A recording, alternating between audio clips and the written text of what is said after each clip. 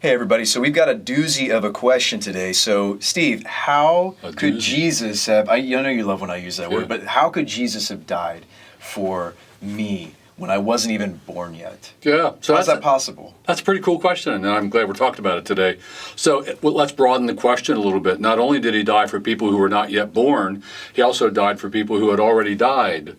So it's a problem going forward or going backward from his vantage point in time. So here's how he could have died for people who didn't exist yet or already died. Being God, he's the God-man. He exists above time, and yet he's conscious of and connected to time.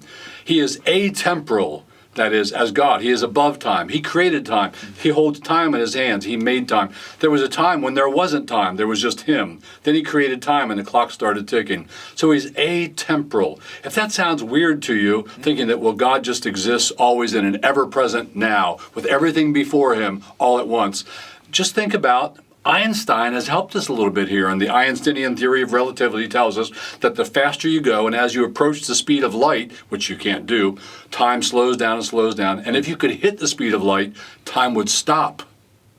Nothing would be moving. Nothing would go everywhere, but you could look around and see everything out there. God lives right there. As far as he is God. But then he also made creation, and of course he's God. He's over everything. He understands time. He's connected to time. He knows where we are in time. Time matters to him. So he is both above time, or atemporal, and he's at the same time temporal, or at least temporally connected. So he knows time. He knows those people would be born after Christ died. He knows those people died before Christ died. But in his ever-present now, he's easily able to apply the death of Christ, the shed blood of Christ, to any of those people in any of those places in time. So kind of a weird answer, but that's what it is. It really does stretch the brain. Yeah. But in a good way, I think. Stretches my brain, but it doesn't take much. To talk about the atemporal nature of God. Yeah. So, okay, so more about that. So this is one little way in which we notice that God is an amazing being. Like, he's not like us. He's very different from us.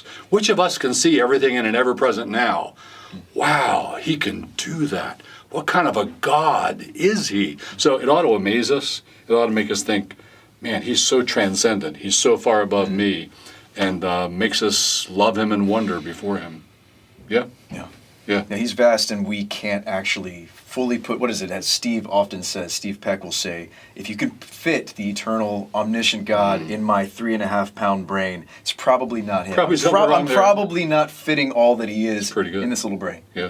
So I like that quote. Thanks, Sean. All right, we'll have another video for you guys on Thursday.